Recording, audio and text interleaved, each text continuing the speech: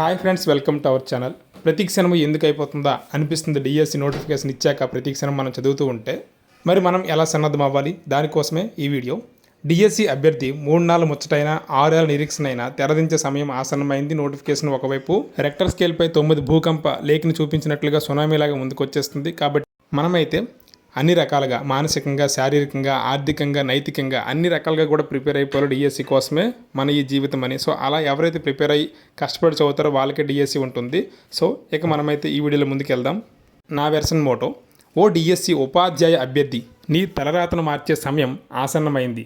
ఈ రోజు కష్టించిన ప్రతి క్షణము చెప్తుంది రేపు నీ కష్టానికి అదృష్టం జోడించి విజయానందం అందిస్తానని. ఓ డిఎస్సి ఉపాధ్యాయ అభ్యర్థి, నీ తలరాతను మార్చే సమయం ఆసన్నమైంది. ఈ రోజు కష్టించిన ప్రతి క్షణము చెబుతుంది రేపు నీ కష్టానికి అదృష్టం జోడించి విజయానందం అందిస్తానని. ఇంకా ఎంఎస్ నారాయణ చెప్పిన ఫేమస్ కొటేషన్ ఇది: ప్రయత్నిస్తూ మరణిస్తే గెలిచినట్లే, ప్రయత్నించకుండా ఓడిపోతే మరణించినట్లే. ఎంత బాగుందో చూడండి. ప్రయత్నిస్తూ మరణిస్తే అంటే అక్కడ మనం ప్రయత్నిస్తూ దానికోసం మన జీవితాంతం కష్టపడడం, లేదా మన సాయశక్తిలో పోరాటం చేసి ఓడిపోయినా మరణించినా గెలిచినట్లే. అలా కాకుండా ప్రయత్నించకుండానే అందులో ఓడిపోతే మనం మరణించినట్లే, అంటే జీవోత్సవంలా ఉన్నట్లే అని ఆయన చెప్పిన ఫేమస్ కొటేషన్ ఇది. కాలం నీతో కలిసి రాదు, ఎవరికి కలిసి రాదు. ఎందుకంటే చాలా తక్కువ మందికి అదృష్టం ఎక్కడో కలిసి వస్తుంది. అందరికీ కలిసి వస్తే మరి ఇంకా మనం అసలు చదవము, మనం ఇంకే పని చేయము. సో కాలం నీతో కలిసి రాదు. కాలంతో నీ ప్రయాణం నిర్ణయించేది నువ్వే. నీ కాలాన్ని యూటిలైజ్ చేయడం కానీ, వేస్ట్ చేయడం కానీ అది నీ చేతుల్లోనే 100% ఉంటుంది. ఇంకెవరి ప్రమేయం ఉండదు. పైకి ఏం విసిరితే కిందకి అదే పడుతుంది. అది సైన్స్. ఈరోజు నువ్వు ఎంత కష్టపడి చదివితే అంతే ఇష్టమైన జీవితం ఆనందమయంగా ఉంటుంది. ఇది జీవితం. పైకి విసిరితే అదే కిందకి పడుతుంది. అది సైన్స్ అయితే ఈరోజు నువ్వు ఎంత కష్టపడి చదివితే అంతే ఇష్టమైన జీవితం ఆనందమయంగా ఉంటుంది. ఇదే జీవితం. అలాగే 3 నెలల ముచ్చటైన 6 ఏళ్ల నిరీక్షణ అయినా అయిపోయింది గతం, అది తిరిగి రానిది. వర్తమానం మాత్రమే మన చేతుల్లో ఉంటుంది, మన ఆశల భవిష్యత్తు కోసం. అయిపోయిన గతాన్ని, భూతకాలాన్ని మనం మరలా తీసుకురాలేము. వర్తమాన కాలం మాత్రం మన చేతుల్లో ఉంటుంది. అది కూడా మనం అనుకున్న, నిర్ణయించుకున్న భవిష్యత్తు కోసం వర్తమానాన్ని మనం బాగా ఉపయోగించగలగాలి. ఇప్పుడు సరదాగా గడిపేస్తే తర్వాత కష్టించాలి. ఇప్పుడు కష్టపడి గడిపేస్తే తర్వాత సరదాలు, ఆనందాలు అన్నీ కూడా మన చేతుల్లోనే ఉంటాయి, మన కంట్రోల్లోనే ఉంటాయి. మరి మన అందమైన భవిష్యత్తుకు చాలా కళ్ళకు అంటాం కదా.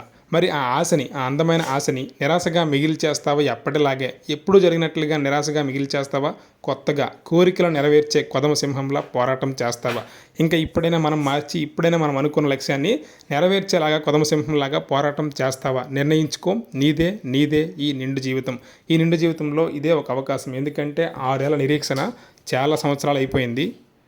మానసికంగా కూడా కృషించున్నాం. కాబట్టి ఈ అవకాశాన్ని, ఈ పోరాటాన్ని ఎక్కడా ఆపకూడదు. అలాగే మీకు ఒక చిన్న కథ చెప్తాను వినండి.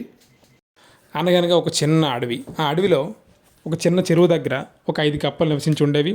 అవన్నీ కూడా ఫ్రెండ్స్ అంట. ఆ చుట్టూ మిగతా జంతువులు కూడా నివసించి ఉండేవి. ఒకరోజు ఈ 5 కప్పలు కూడా ఒక చిన్న గోల్ పెట్టుకున్నాయి. ఆ పక్కనే ఉన్న పెద్ద ఎవరెస్ట్ లాంటి శిఖరాన్ని దాని పైకి ఎక్కి కూర్చోవాలని అన్ని నిర్ణయించుకున్నాయి. అలాగే తన పోటీని ఒక కుందేలు అయితే స్టార్ట్ చేసింది. కుందేలు ఈల వేయడంతో ఈ 5 కప్పులు పోటీని మొదలుపెట్టాయి. ఈ 5 కప్పులు కూడా వరుసగా ఒకదాని వెంట ఒకటి అలా ఎక్కుతూ ఉన్నాయి. ఎవరైనా కొండ ఎక్కుతూ ఉంటే ఆయాస పడాల్సిందే. ఎందుకంటే అది కొండ కాబట్టి, భూమి నుంచి ఇంకా పైకి ఉంటుంది కాబట్టి. ఈ 5 కప్పులు కూడా అలాగే ఆయాస పడుతూ మెల్లమెల్లగా వెళ్తూనే ఉన్నాయి. ఇంతలా ఇవన్నీ చూడడానికి, ఈ 5 కప్పుల యొక్క ఈ పోరాటాన్ని చూడడానికి మిగతా జంతువులన్నీ కూడా అక్కడికి చేరుకున్నాయి. ఈ మిగతా జంతువులు చూస్తూ ఉండకుండా ఒక్కొక్కటి ఒక్క మాట అంటాయి. ఈ మాట అంటూ ఉంటే ఈ లాస్ట్ కప్ప, 5 వరుసలో చివరిలో ఉన్న కప్ప మిగతా జంతువుల మాటలు వింటూ, ఆ మాటలు విని ఆ మాటలకి విసిగెత్తిపోయి, నీకు ఎందుకు అంత అవసరం, నీకు ఇప్పుడు ఆ శిఖరం ఎక్కాల్సిన అవసరం ఏంటి, ఈ చెరువు దగ్గరే హ్యాపీగా నివసించవచ్చు కదా అనే మాటలకి అది ఇంకా ఆయాస పడిపోవడం ఒకవైపు అయితే, ఈ మాటలకి వెనక నుంచి సూటిపోట్ల మాటలకు కూడా ఎందుకు మనకు అవసరం లేని పని అని చెప్పి అక్కడే డ్రాప్ అయిపోతుంది.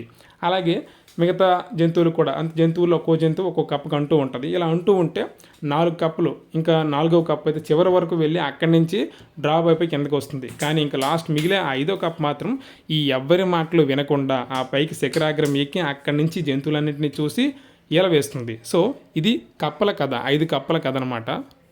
సో అక్కడ నేర్చుకోవాల్సింది ఏంటంటే, మన చుట్టూ రకరకాలైన మాటలు, రకరకాల ఇబ్బందులు ఉంటాయి. ఈ ఇబ్బందుల్ని పట్టుకొని, ఈ ఇబ్బందులు తాడులా మనం పట్టుకొని లాగితే మనం వెనక్కి వెళ్ళిపోతాం. కాబట్టి మనం ఈ చుట్టుపక్కల సరౌండింగ్ బోర్డర్స్ అన్నీ కూడా వదిలిపెట్టి మన ధ్యేయం వైపు మాత్రమే ఫోకస్ పెడితే మనం అనుకున్న లక్ష్యాన్ని ఈజీగా ఆ 5వ కప్పలాగే చేరుతాం. ఇది ఫ్రెండ్స్ ఈరోజు వీడియో.